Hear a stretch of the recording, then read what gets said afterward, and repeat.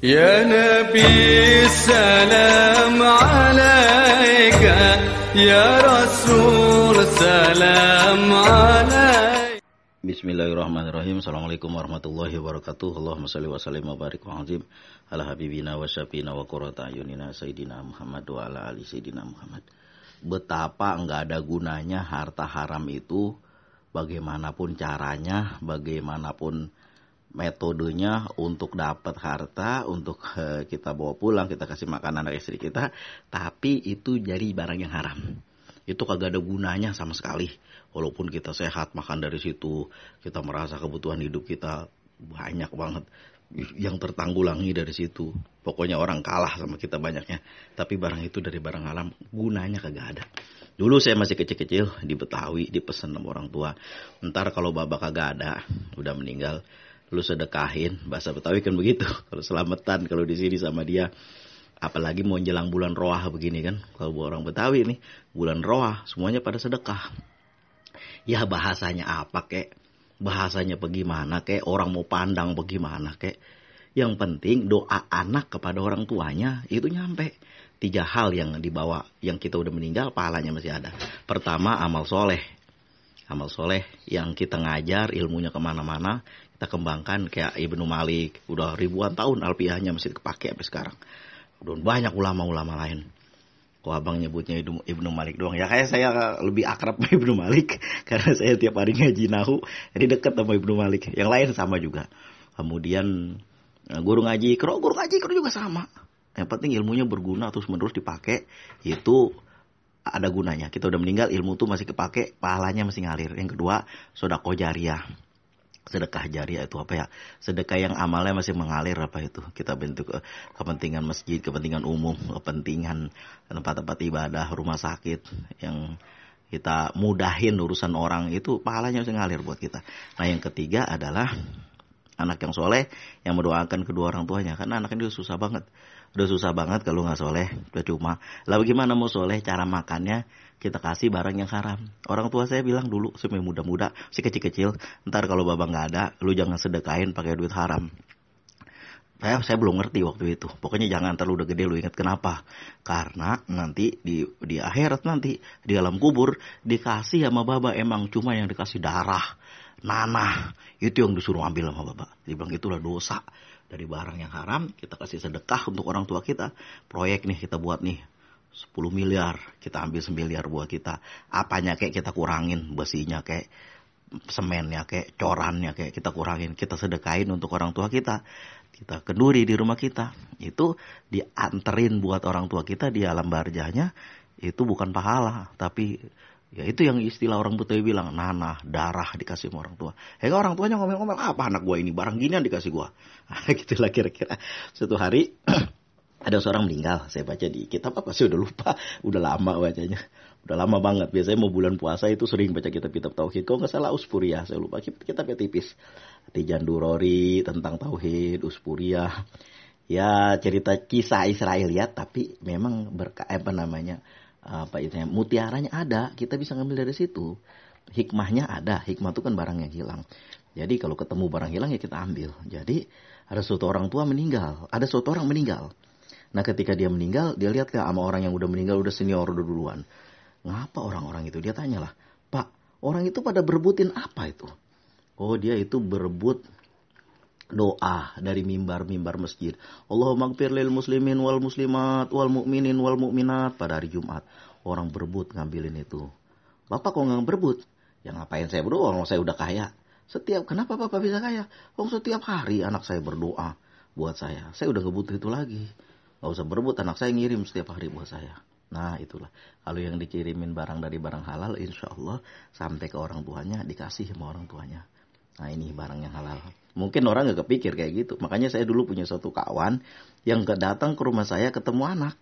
Anak dia tanya, biasanya kan orang kalau ketemu anak, kawan kita ditanya, udah sekolah di mana? Kelas berapa? Kalau bisa ditanya ranking berapa lagi.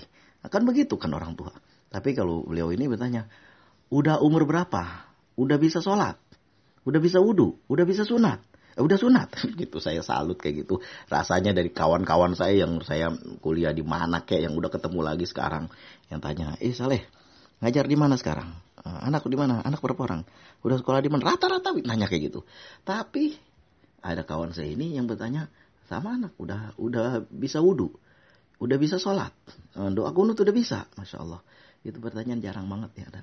Padahal apapun yang kita kerjain, apapun urusan yang kita buat, kita pasti akan kembalinya kemana? Kullu nafsin dha'iqatul maut. Tiap yang berjiwa pasti ngerasain mati. Mati itu tinggal nunggu giliran aja.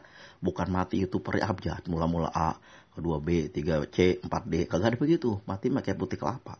Kayak pohon kelapa yang udah hitam jatuh, yang masih kecil jatuh, yang baru putih jatuh, yang baru mentil jatuh, semua mati begitu. Semua illa wajhi rabbika dzul jalali wal ikram. Kecuali uluman alaiha fan wa yabqa wajhi rabbika dzul jalali wal ikram. Semua kita bakalan mati kecuali Tuhanmu, yaitu Allah yang enggak kemana-mana. Awalu wal akhir wa dhahiru batin. Nah itu yang awal dan yang akhir. Makanya kalau kita udah tahu, makanya saya tanya, sebenarnya ini apalagi nih mau tahun baru kan, udah tahun baru kan, kita tanya nih. Kemarin ini tahun berapa? 2024, 2023, 2024. Baru awal-awal tahun.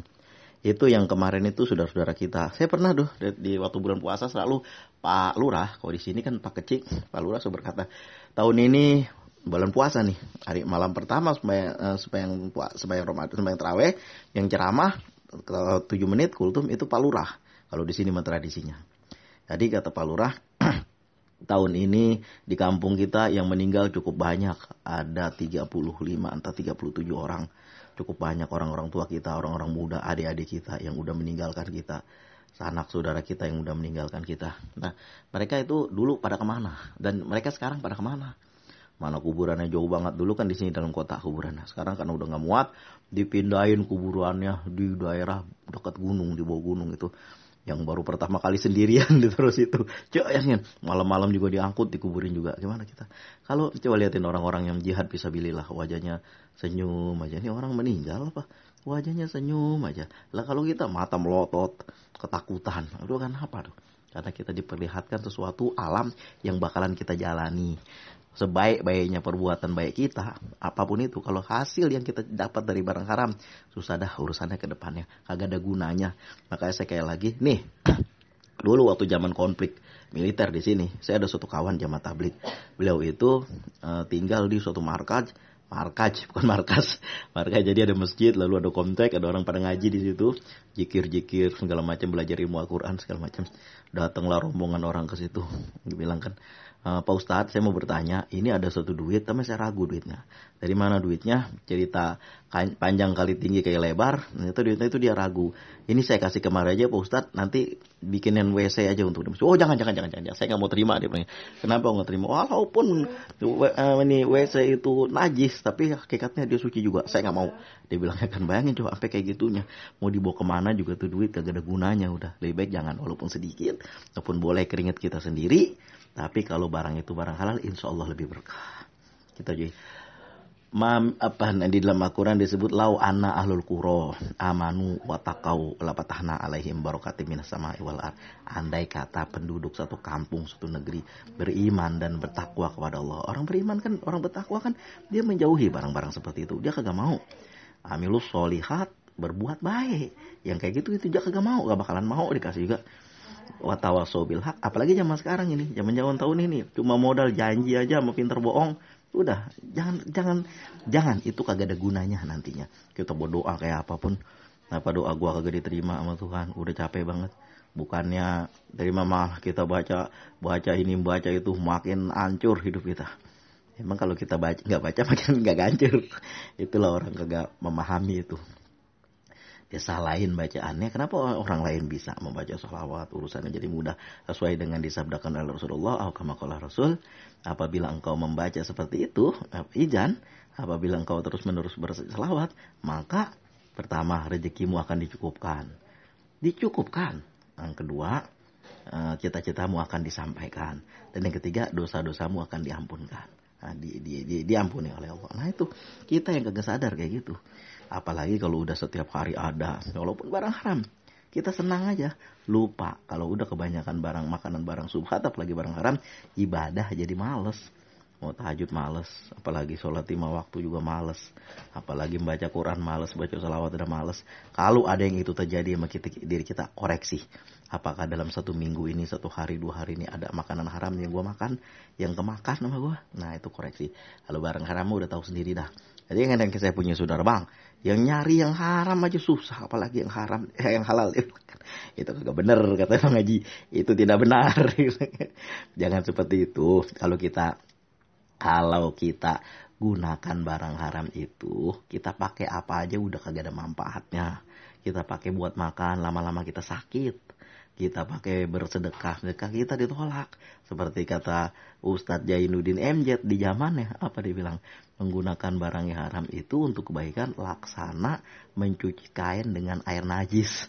Gitulah kira-kira. Pokoknya kita jauhi. Walaupun cuma sedikit, kalau yang penting barokah. Lebih abdul lagi banyak barokah. Kan begitu maunya.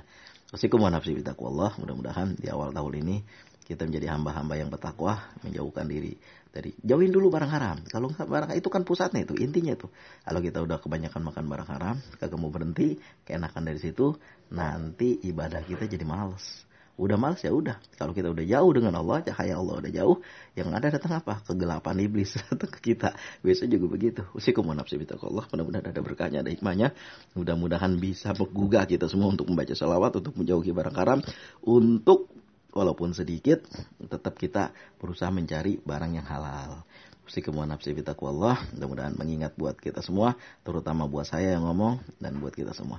Terima kasih atas segala perhatian. Mohon maaf atas segala kekurangan. Assalamualaikum warahmatullahi wabarakatuh.